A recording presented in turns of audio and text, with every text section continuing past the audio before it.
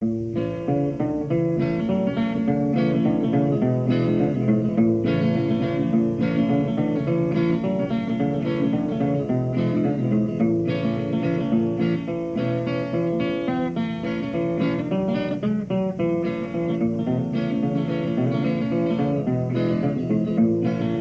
to Kiddo and Janko Wednesdays at Lunch, Burger Burger Edition. edition.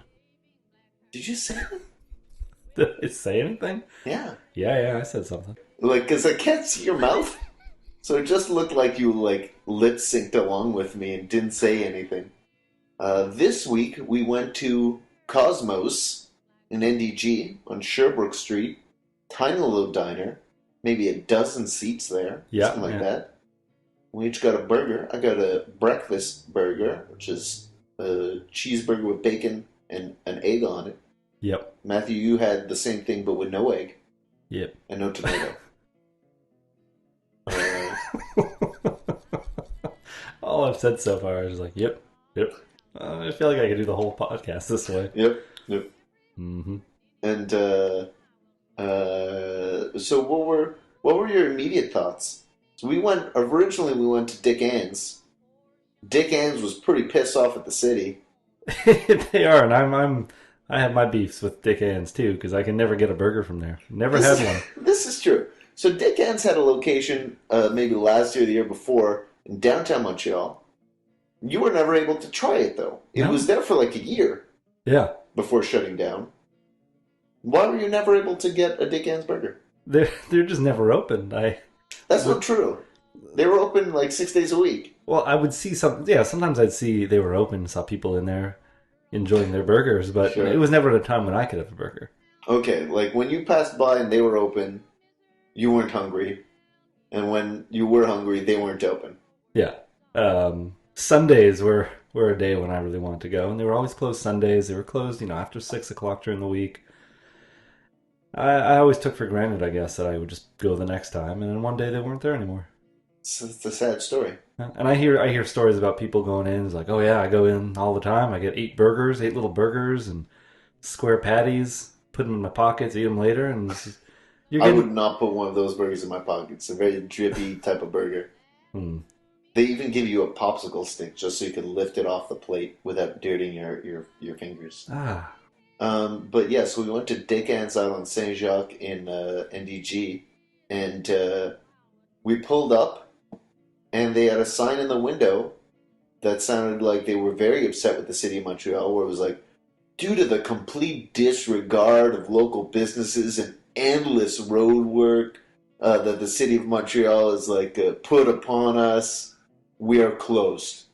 We are sorry to our customers from the last 10 years.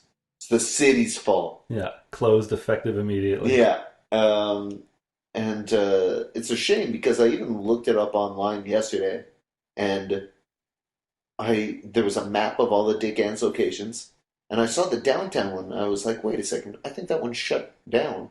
And as I zoomed in a bit, the red dot vanished. I was like, oh, okay, so no, officially closed. I saw the Saint Jacques one. Okay, we can go there. They're also officially closed. So you saw the moment the Montreal one Well, just no, I was mean, the moment eviscerated disappeared from the off the map. internet. Yeah. Like, So instead, we went down Sherbrooke Street, stopped by Cosmos. I've only been for breakfast at Cosmos, and it was good. I usually get the mishmash, which is just like everything mishmashed together, fried up, put on a plate, yeah, eat. Um, but we got burgers this time. Matthew, what did you think of your hamburger? it wasn't too messy. I had relish on it this time, mainly because I didn't want to tell him no relish because he had asked all dressed, and I just said yes, but then I made an amendment. Yeah, Yeah. sure. Uh, I said no tomatoes, and like he had just gotten those tomatoes out of this box on the counter. He was cutting them up. I kind of felt like I should have a tomato. I would have just removed it myself, but it wasn't too greasy. It's a nice size. The bacon and the cheese was enjoyable. I was into it. Well, what about not just the burger? I So don't know. if you're talking about just the burger, you're into it. Otherwise, not so much. No, I liked it. It was just there was such a strange place, and no, I was a little disarmed when right before I walked in. I see this sign in the front for I forget the name of the cat, but there was a picture of a cat, and it said "vote," so, or no, it said something for president, whatever the cat's name. Let's say Tabby for the sake of this. Sure. Tabby It was for. something more like a human name. Oh yeah, yeah, and it wasn't for president. It was just, It was just vote for him. or it was Just an like honest face. Tabby, like 2015, a face you can trust. Yeah. So I was staring at that and I was trying to get your attention, but you were already inside the building. So when I Yeah. walked in, I was still looking behind me. And then when I look ahead, I'm like, this is not at all what I thought it would be. There's yeah, like you said, 12 seats All at the max, counter. all at the counter. There's no getting away from the staff The of the staff lounge. is just one man. Yeah, one guy. You can't have more than that. I can't imagine. You'd No, have to. they have two sometimes, where Okay. like one is taking orders and pouring coffee, and the other's making food. Yeah. Um, I guess when they're busy, they're up to like at breakfast time, they're up to two people. But around lunch, I mean, when we got there, we were the only two there. Two other people, no, two other people were there, and then there was us. Those They two other left. people seem like they I thought they just kind of worked there or something. One guy walked in, took a box off the table, and left again. And Yeah, yeah, like it's got a weird vibe. I'm not sure exactly what's going on. I feel like they have such regulars that like some of the regulars just kind of help out a little. yeah, well, by the end, like when we left, there were two new people who came in, Hmm. and they looked like they didn't know what they were getting into either. Okay. And I felt by the time we left, maybe they thought we also worked there. Because like they're so chatty there. Yeah, They love talking to the customers. Like he started our server cook, the guy who worked there. He it's like he started a conversation with someone else and then like poured me coffee and continued the conversation with me. yeah, Where he was talking about the lobster joint across the street from 25 years ago. It yeah. was He was pointing while I was eating my burger. He just came up and started pointing right in between our faces yeah, at the window behind, and I felt like I had to look. He was now talking to us, but sure. Well, no, he was he, not talking to us. He yeah, he was, was. Yeah, the conversation moved over. The other guy was. I mean, it's a very small place. Everybody's yeah, in the conversation, I yeah, guess. yeah, yeah. We made friends there. Well, not really, but we spoke to another stranger, the older fellow with a white beard. We were talking about Shom Radio, and he Yeah. piped in about like when they had a format change and what kind of music they played, and how he liked baroque music. Well, yeah, he jumped way back. We were things like, oh yeah, 10 years ago when they played this music, and he was like, "You ever heard of baroque?" And I'm sitting there thinking he just said broke, like a band or this some band alternative from style of music, some baroque. some band from Seattle called Broke, Yeah, but no, he's talking about like Vivaldi. yeah. Vivaldi. Vivaldi, one of Uh, the biggest names in baroque music. what are some other names? What's one other name? Yeesh, I don't know. I don't know. It's okay. I didn't even know Bach, that. Bach? Yeah, there we go. maybe. Bachman Turner. Yeah, Bachman Turner Overdrive. It's another big name of Yeah. the Baroque period. Yeah, I'm familiar. Um, uh, okay, so your burger, Yeah. I had almost the same burger. I had an egg on mine. I Oh, always yeah. like an egg on a burger, and How I was had that tomato. greasy little ordeal? Huh? How was that greasy number? It looked, You know what? I yeah. feel like I need to go back because I realized once I was done my burger, I was so distracted by the conversations and everything going on, and uh, my suicidal potatoes that just kept falling out of my plate on their own. One of them fell out completely independent of I hadn't anything. touched the plate, and one just got up and jumped out of the plate. Yeah. And then one of his friends joined. Yeah, it really kind of freaked me out. Yeah. I was so distracted by the conversation and everything going on that I didn't really think about my burger. It was good, I enjoyed it. The cheese, the bacon were delicious. But I didn't really think about it. I realized once I was done walking back to the car, there was an egg in there, but I'm not sure. Like, it just kind of happened. It was all kind of a blur. And that's the Cosmos experience for you. It's not so much about the food, it's about the whole thing, The the whole Cosmos. experience. Yeah.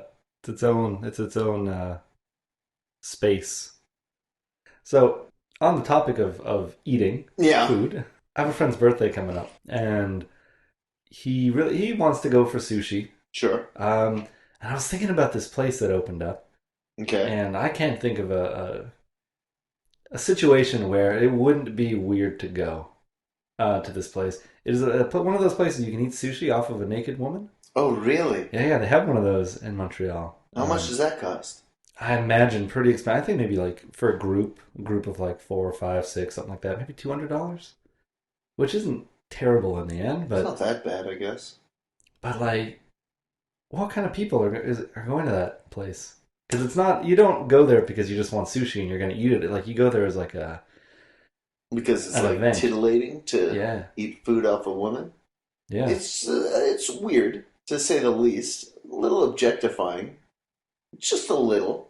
Um, but like, I wonder like, is this are they getting paid really well to have food eaten off of them? Do they do they go like, well, I'm not doing much. I'm just lying there, and I get paid pretty well. So yeah, it's a good gig. Or are they like, this is the only job they can get because they don't speak the language? Like, I really am curious about what their situation is and how much they are being used Yeah. versus like, because if you're totally down to get paid decently to lie there and have people take sushi off of you, well, I guess go for it. Whatever floats your boat. Yeah. But if I'm there and there's like, and I'm near the head and there's, every now and then there's a tear that rolls down, that's an appetite killer. Well, I don't know. Soy sauce or tears. It's up to you. What an added insult is you're dipping the sushi into her tears. Oh, the salt is so good. Yeah.